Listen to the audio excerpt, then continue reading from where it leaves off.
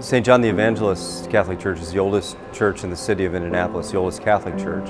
This building is 143 years old, very historic to the city, but also a very vibrant and alive parish today. We're celebrating our 175th this year.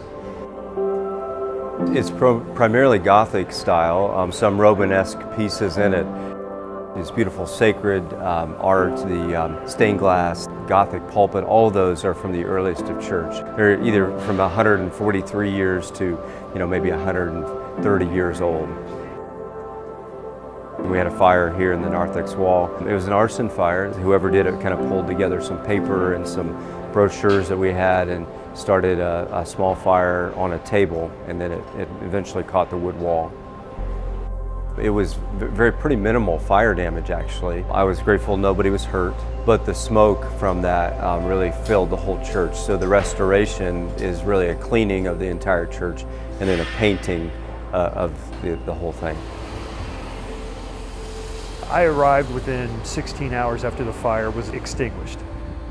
After we walked the sanctuary and up above, we found smoke soot on everything. The pipe organ, the altar, in every office, in every bathroom, in the attic, in the ductwork. The smoke is everywhere.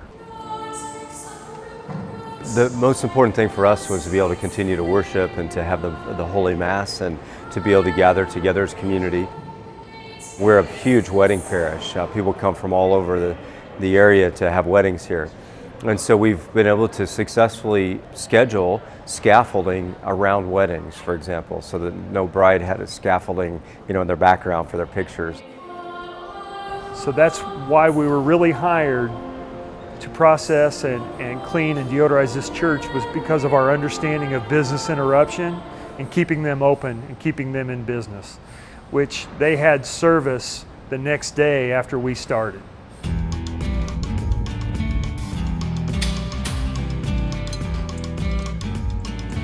This is a very specialized scaffolding job in that we couldn't secure the scaffolding to the walls. We really couldn't secure it to the floors.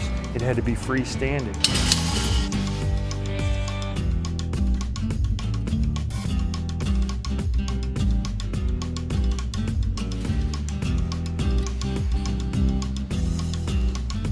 We've had to guarantee the protection of everything under the scaffolding, up in the altar.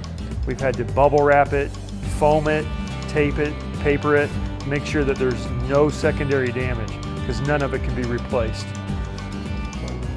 Everything had soot on it. All the pipes had to come out of the organ and clean, from the inside out, and then put back in. Hundreds of pipes, hundreds of pipes. It's a very old organ.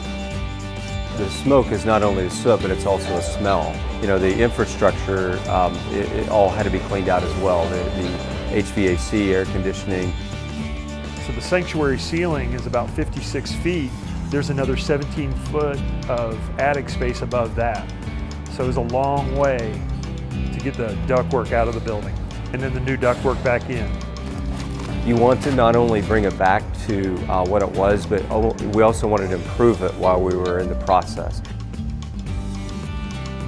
There is not a square inch of this church that we have not cleaned, deodorized, and processed. We have created a smoke odor-free environment in this sanctuary. There's no smoke odor left in this building.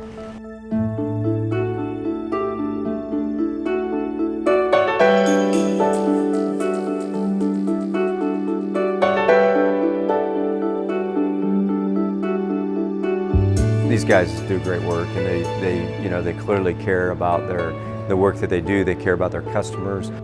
This job is truly a feather in our cap, and it's not that we made the most money on it, and it's not that it's the biggest job that we've ever done, but it's probably one of the most spectacular jobs we've ever done. All the way to the guys that are in the trenches every day. I mean, they're awesome, and up there in heights, and really doing a lot of the grunt work that nobody wants to do that. And I really appreciate deeply, and I hope it's been just a memorable project for them in their lives as well.